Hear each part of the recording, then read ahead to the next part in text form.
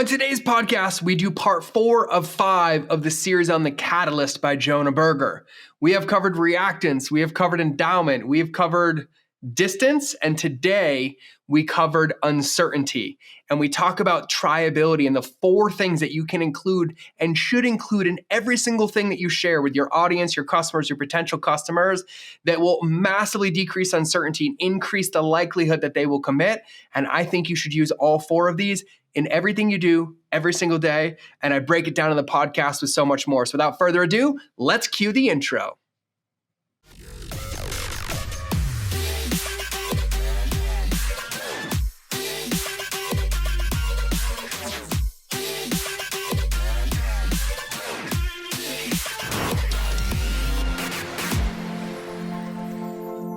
Well, hello, you beautiful person, and welcome to part 4 of 5 of the Customer Journey series, breaking down the book, The Catalyst by Jonah Berger.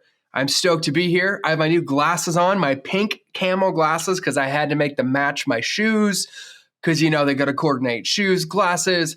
I am so stoked. And to be frank, I am loaded with energy, probably because I've been go, go, go. We're moving this week. We're never leaving Montana, just a different house until we get our long-term one in a couple of months. My wife is sick, but we've been taking care of her. Lots of cuddles and snuggles on the couch. My son and I have been playing outside all weekend. We were out in the sunshine. We were jumping in the lake in our boots and throwing rocks, and I love it. And I am just fired up, and Customer Journey gets me fired up. And so today, we're going to talk about part 4 of The Catalyst, or part 4 of this series from the book, The Catalyst. And today's topic is uncertainty. Now, before we did this episode, the one that you're listening to right now, we did 3 other episodes that preclude this one that I recommend that you go listen to and you take them seriously and you apply them in. We covered reactance, we covered endowment, we covered distance, and today we're covering uncertainty. Now, if you're just finding this episode, if somebody sent this to you and they're like, oh my God, you need to listen to this episode.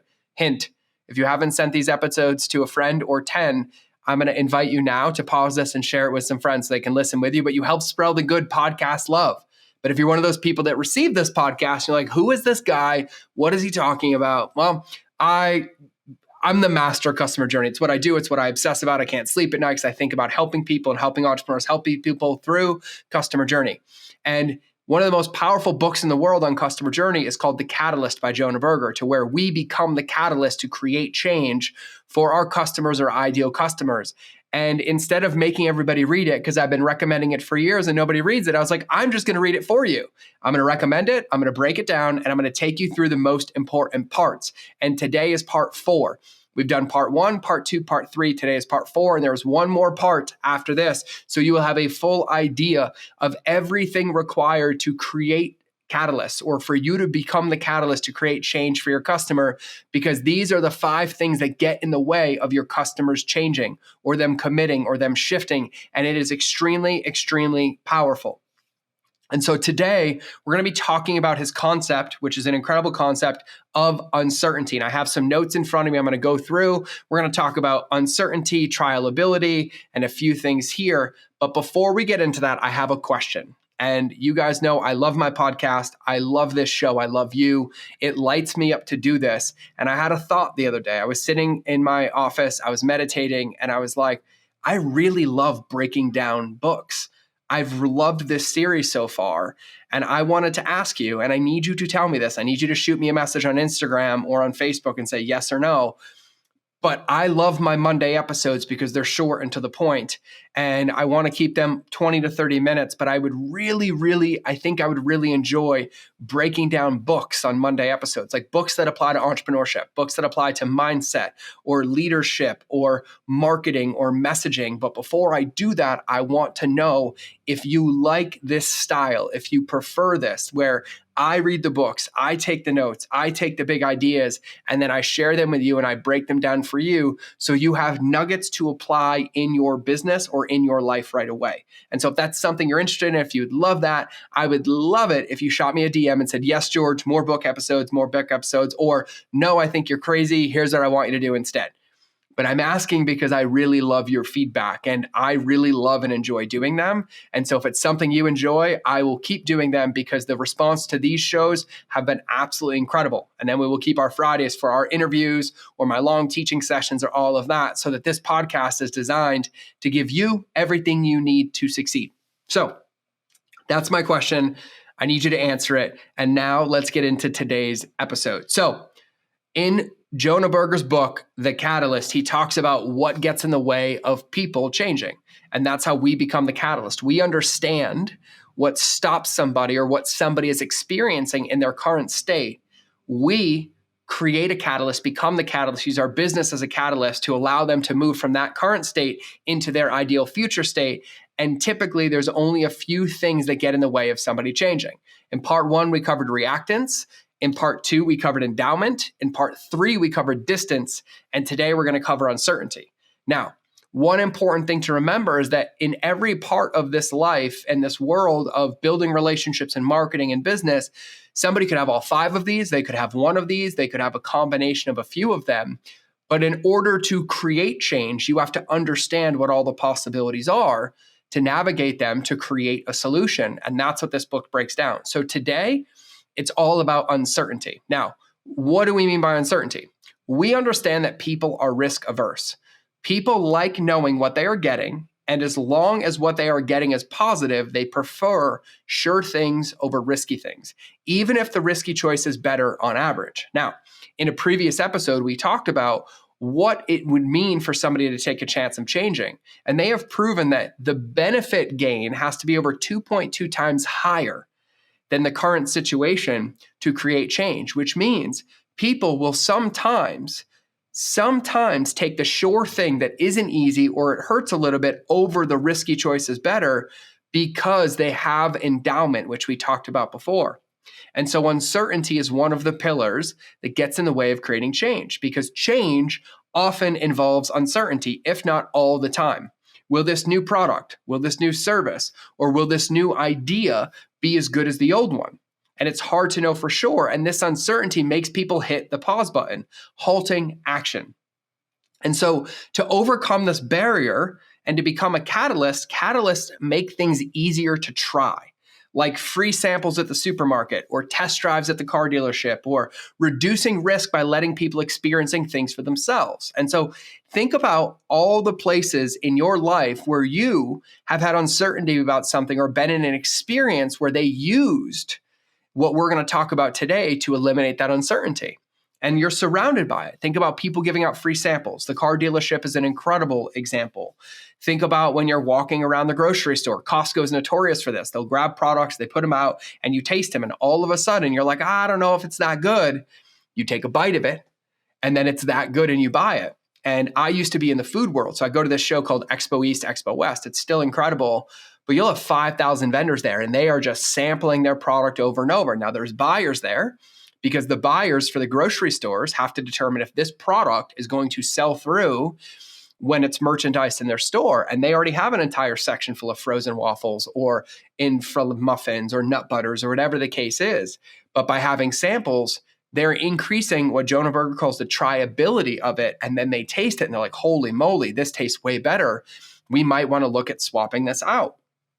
And so when we think about uncertainty, we have to understand that catalysts' job are to increase the ability to say yes by making it easy, reducing friction, reducing risk, and letting people try, right? This is why people like Zappos, which we'll talk about later.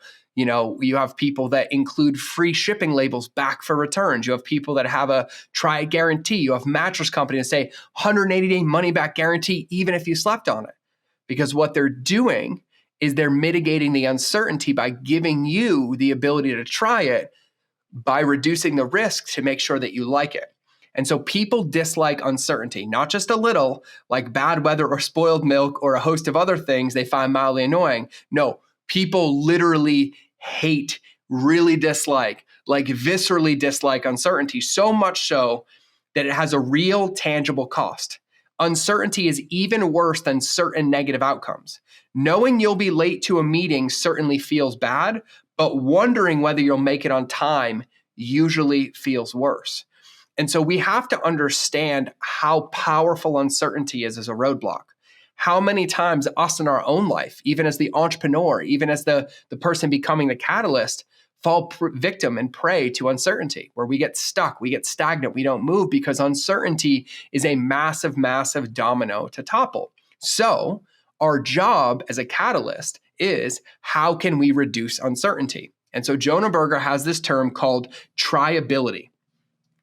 And tryability is how easy it is to try something. The ease with which something can be tested or experimented with on a limited basis. Tryability. And so you can reduce uncertainty by lowering the barrier of trial. And so what we're going to do is I'm going to give you 4 ways to lower the barrier, the battlefield, which we could call it a battlefield. I'm going to give you the 4 ways to lower the barrier to trial, which means it makes it easy. And I'm going to give you some ideas. And so these are ideas that Jonah Berger shares, and I love them. And as you listen to these, I want you to start listening through 2 lenses. Lens of where you've seen this in your life and where has it worked on you. Where have you had resistance because of uncertainty, but where somebody increased the tryability and it helped you commit to then make a decision, right? For example, like landscapers. I had an incredible landscaper because he came over and saw that my lawn was done and said, hey, I know you have a lawn care guy, but he's missing this. I don't want to sell you. Can I just do yours for free? And I was like, totally. And literally I went inside, I came out, my lawn looked incredible. And I was like, I have to hire you. Game over. No difference than when you go to a high-end restaurant, right? Some of my favorite restaurants in the world, you'll hear this term called a amuse-bouche, and it's like the chef's tasting. And you'll sit down at a restaurant, and then they'll bring out this, no matter what you order, before you order appetizers, before you order a meal, and they'll let you try something from the chef. They're increasing the tryability. Sometimes they go way out of the park on things that you wouldn't normally order, which is going to increase the likelihood that you order something different than you would have normally done. Or it's going to increase the trust and the confidence you have in the food that you're going to order. You're going to see how amazing it tastes, and then you're going to order more than you ordered in the first place because now you've tried it and they increase the tryability. So the number one way to increase tryability is to harness freemium. And so free shipping, for example, in the e-commerce world, free shipping avoids charging customers for the privilege of trying shoes on. Test drives at the car dealership. Test drives and renting give people a chance to experience something before having to commit. A drowning simulator helps people experience how difficult it is to survive without a life jacket. And so by reducing uncertainty and making people more likely to take action. And so we think about the freemium model. Freemium can be many things. If you sell content, you can give away pieces of content for free, no commitment asked whatsoever to get them to try it. This podcast is technically a freemium model. You can listen as much as you want, learn as much as you want, and eventually, if it all aligns, you'll love what I have to say, you'll realize that I can help you, and then you'll consume enough until you're ready for me to help you. This is a freemium model. And so what you're asking yourself is like, how can I reduce the resistance? How can I make it easy to try things? This is why there's dressing rooms in clothing stores. This is why companies now that sell clothing online have a massively beneficial return policy, but have also figured out ways for you to have clothes that fit better. They have stylists. They have you send measurements. They're increasing the ability for you to say yes because they're harnessing freemium and they're adding things in, right? If somebody goes to buy something and the shipping cost doesn't equate to what they wanted to pay and a company offers free shipping, well, they just included the ability to say yes by harnessing freemium. And so what you need to think about is, where can you use freemium and where is freemium being used on you to increase your tryability, okay? Number two is reducing upfront costs. And now when we think about costs, there's a time cost, there's a money cost, and there's an energy cost. And I want you to think of some ways in which you can reduce upfront costs. They could also be said reducing upfront commitment, right? And so think about gym memberships, right? Where they're like 30 days free before I even take your credit card. Done. But what they understand is that if you come into that gym every day for 30 days, you're going to buy a membership anyways. But they reduce the upfront cost. Think about the gym memberships that quote unquote, waive the initiation fee. They're like, hey, normally it's a $99 initiation fee and $29 a month. But do you know what? You can start for $29 today and we'll waive that upfront fee. Think about TV providers. Remember back in the day, or somewhat now, where DirecTV still fucking harasses you and you can get a restraining order against them? But think about it, they call it like, oh no, just for this package, for these 2 years, we're going to save you X amount of dollars. It's going to rebill. Think about cell phone companies. Think about discounts. Think about all the ways in which you are a product of people reducing upfront costs. And then start thinking about all the ways in which you, in your business or with your customers, can become the catalyst by reducing their upfront costs. And when I think about this, I put them in 3 buckets: time, money, and energy. People always want more time because it's an asset we can't get back. And so if you can reduce the time commitment that something would take, if you can reduce the time until it gets to take a result, if you can reduce the energy expenditure required, if you can reduce how much money it's going to cost them up front, you're thinking in all the ways in which you can reduce upfront costs to get a deeper commitment or to get an easier yes to increase tryability. Okay. So that's number 2. Number 3 is drive discovery. So number 1 is harness freemium. Number 2 is reduce upfront costs. Number 3 is drive discovery.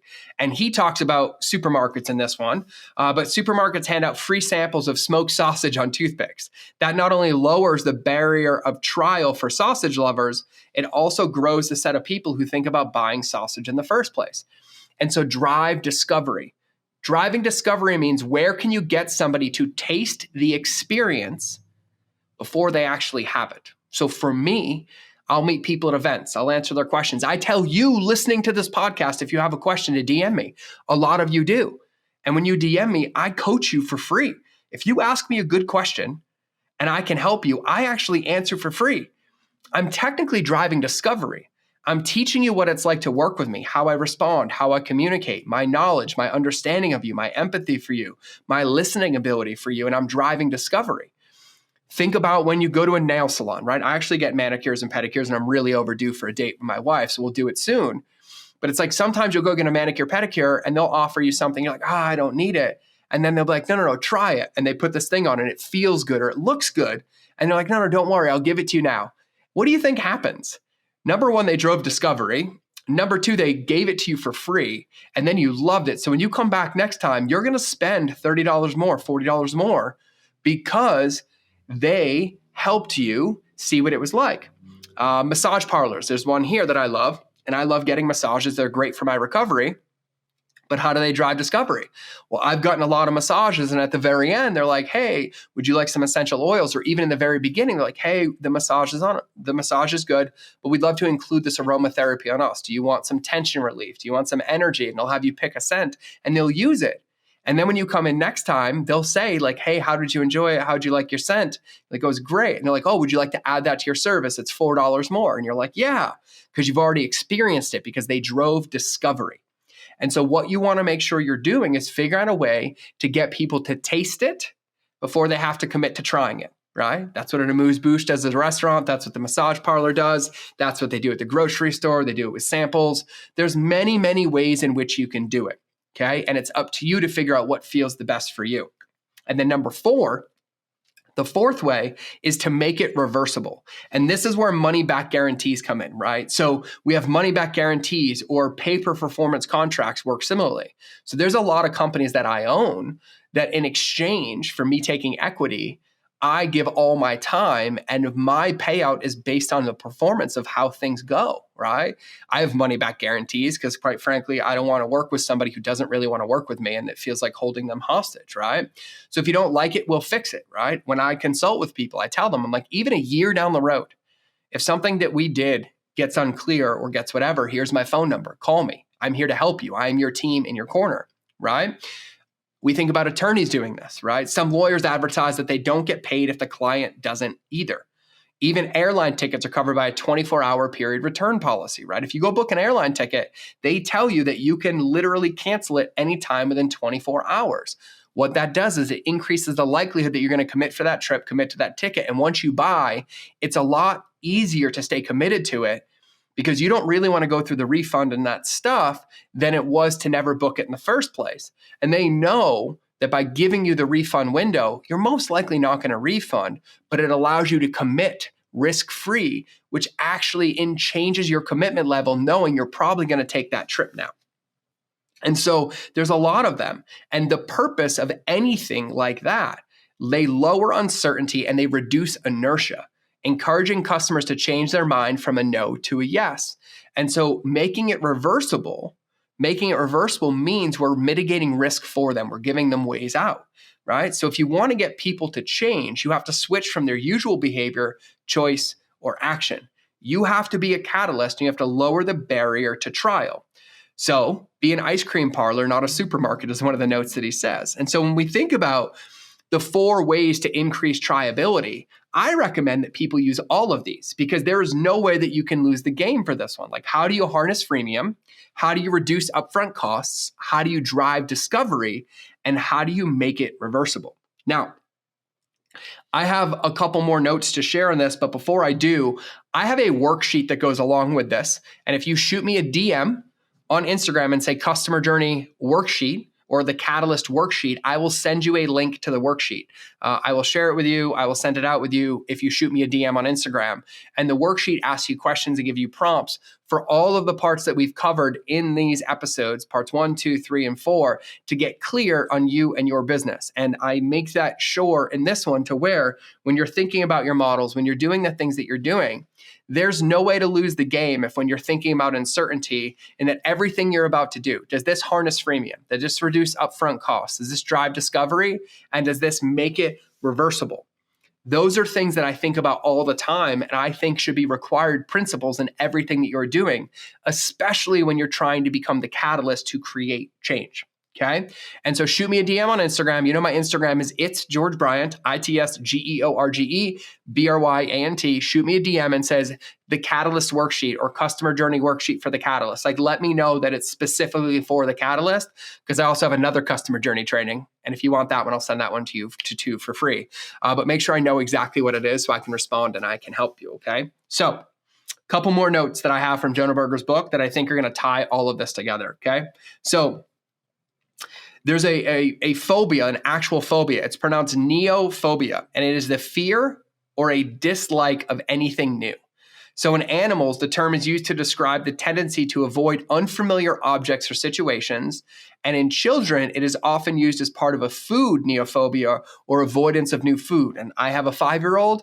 I am in that right now because he tells me like, hey, bud, you can have broccoli. I tried broccoli. I ate it all the time when I was a baby and I didn't like it. And I just started laughing because he's like never had broccoli, but he is such an incredible storyteller to get his way to edify his neophobia and to make it real. It blows my mind, right? So change almost always, and I mean almost always, involves uncertainty. And this ambiguity makes people hit the pause button, stemming action.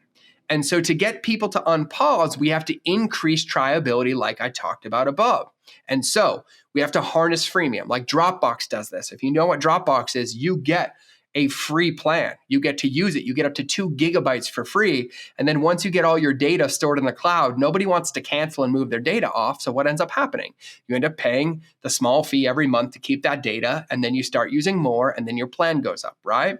Or you can reduce upfront costs. Well, reducing upfront costs is something that Zappos does, right? Zappos did this because every time you bought shoes, you got free shipping. And so you weren't paying to get the shoes shipped and they had a return policy. Amazon has done this a few times as well. And then you have to drive discovery. And so driving discovery, as you think about car dealerships, it's one of the easiest ways, is where they let you try something. They let you drive it. They let you have it. They let you experience it, right? Like I'm a BMW guy through and through. I love my BMWs. I don't have one anymore because I have like a dad Montana car that I love to pieces as well. But one of the things I did is I went to BMW's driving school. And it was crazy because they said if I bought the car, it came with it. Well, here's the crazy part.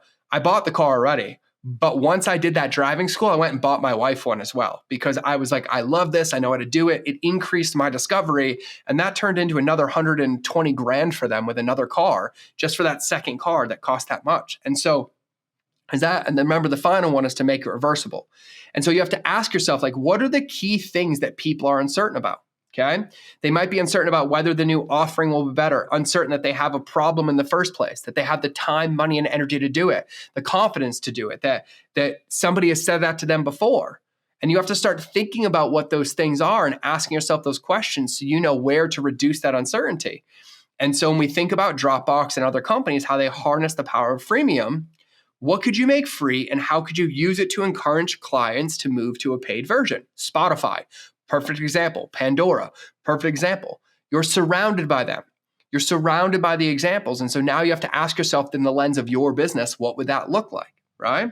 And so like Zappos, how can you reduce the upfront cost? Can you provide test drives, rental, samples, or similar approaches to make it easier for people to experience something themselves?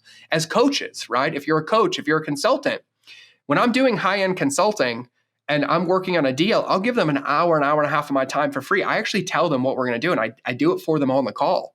And typically I try to not get hired because if I can fix it on a call, it's going to help. But here's what happens. They all hire me because I'm increasing or I'm decreasing the upfront cost. I'm like, no, don't pay me, just let me help.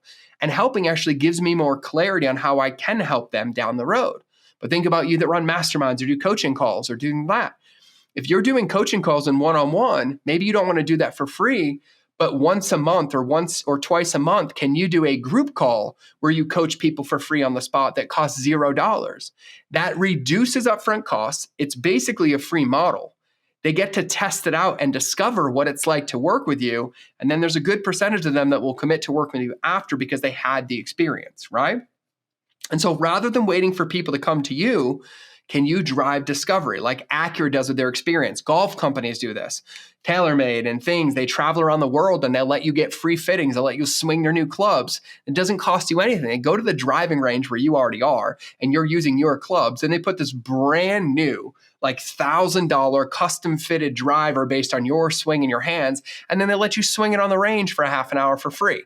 What do you think is going to happen? You're going to go home, you're going to try to convince your wife to take her on a date, buy her flowers so that you can smoothen the fact you're going to go buy that new golf club that you don't need, but it feels so good because they drove discovery and they removed the barrier for you to have it. And so the questions that you should be thinking about is that, can you reduce friction? Can you reduce upfront costs? Can you make it easy with the freemium model? And can you make things reversible, right? And so there's an animal rescue that Jonah referenced in the book called Street Tales Animal Rescues. And so what they do is they do trial period, money back guarantee, or lenient return policies. And for our sweet Leilani, and for those of you who don't know, my service dog Leilani passed away a couple weeks ago. And she was a rescue, and she was a pit bull rescue. And I loved the shelter that we rescued her from because they were incredible. They had a no questions asked, we'll take her back policy. And they do a lot of due diligence, but they're like, no. Like, we care about this breed, we do it, and not everything's a good fit. And they also went out of their way to where, like, if we had issues and things like that, and what ended up happening is that about a month after having our sweet girl, our in-laws were watching them, and she snuck out of the house and ran away.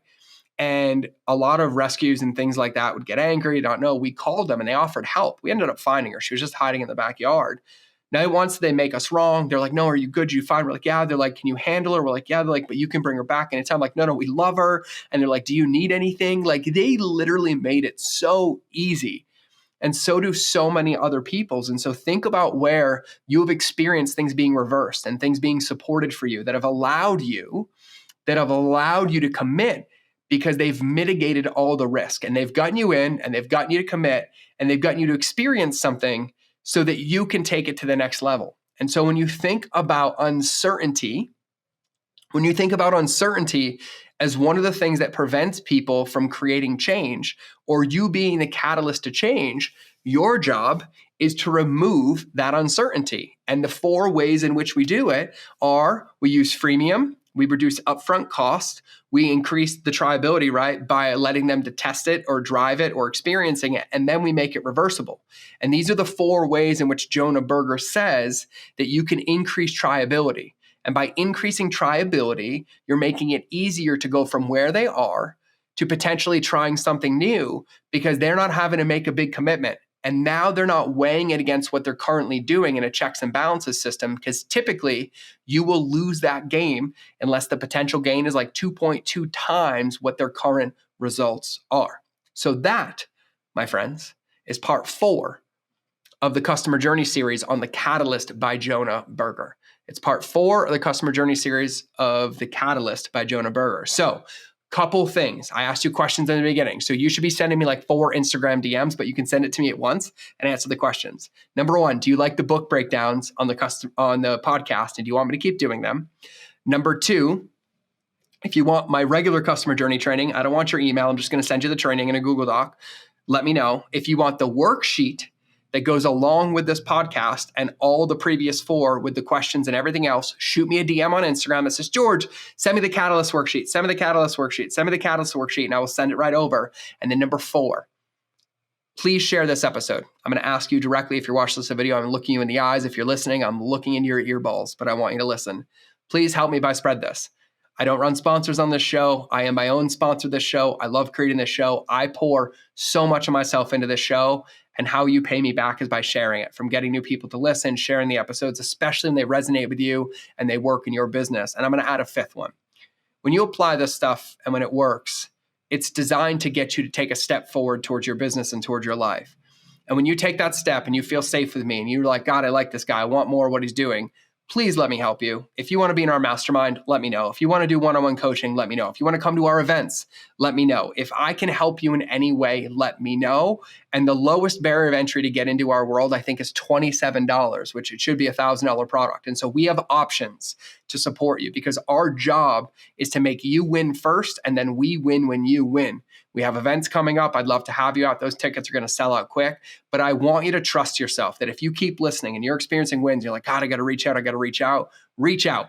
Because the longer you friend zone me, the less likely you are to get the results. And so stop friend zoning me and shoot me a DM. But that is it. That is part 4. That is part 4 of 5. We have one more coming up. And so if you haven't listened to parts 1, 2, and 3, go listen. If you have, maybe listen again and get ready for part 5, because that will be coming up next. But either way, that's a wrap for today's episode. I love you so much. We kept it to the 30-minute mark. Have a beautiful day. Remember that relationships will always beat algorithms. I will either see you in the next episode or you will hear me in your earballs. But either way, I'm out.